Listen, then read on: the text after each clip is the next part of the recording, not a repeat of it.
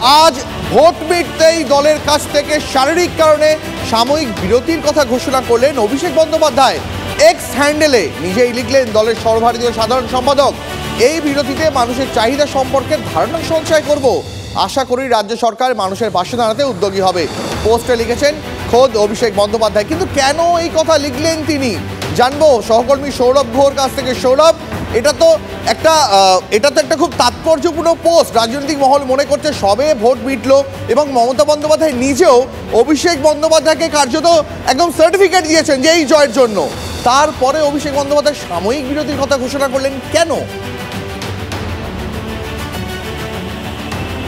নিঃসন্দেহে দেখো, এই টুইটটা যেভাবে এসেছে এবং টুইটের যে বয়ান, তার ফলে নিশ্চিতভাবে অনেকগুলো প্রশ্ন সামনে উঠে আসছে। প্রথম কথা হচ্ছে যে এই সাময়িক বিরতি, দ্বিতীয় কথা হচ্ছে যে এই সময়টা তিনি আরও অনেক মানুষের সঙ্গে মিশবেন এবং অভিজ্ঞতা সঞ্চয় করবেন, এবং তৃতীয় হচ্ছে যে তিনি মনে করেন যে এই সময়টা রাজ্য সরকার আরও অনেক বেশি গতিশীল হয়ে কাজ করবে, এই কথাটা তিনি উল্লেখ করেছেন।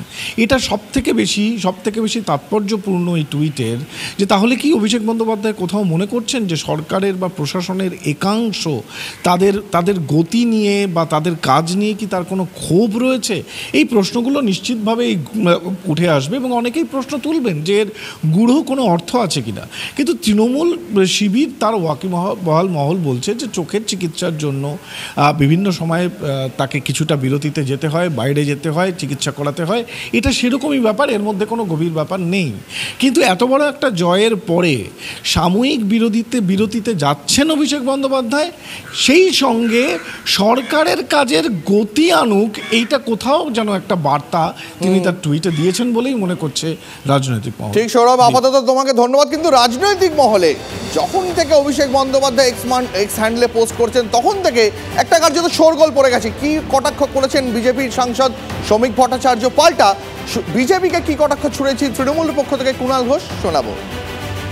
রাজ্য সরকারের অন্যতম শুভানুধ্যায়ী এবং সক্রিয় কারিগর একজন, তো ফলে তিনি সরকারের ভালো চেয়ে বার্তা দেবেন, এটা তো খুব স্বাভাবিক ব্যাপার। সাময়িক বিরতিটা কিসের জন্য? এটা কি রাহুল গান্ধীর অনুপ্রেরণা, না রাহুল গান্ধীর পদাঙ্ক অনুসরণ, নাকি দলে কোনো নিঃশব্দ প্রতিবাদ? সেটা আমরা কি করে জানবো বলুন?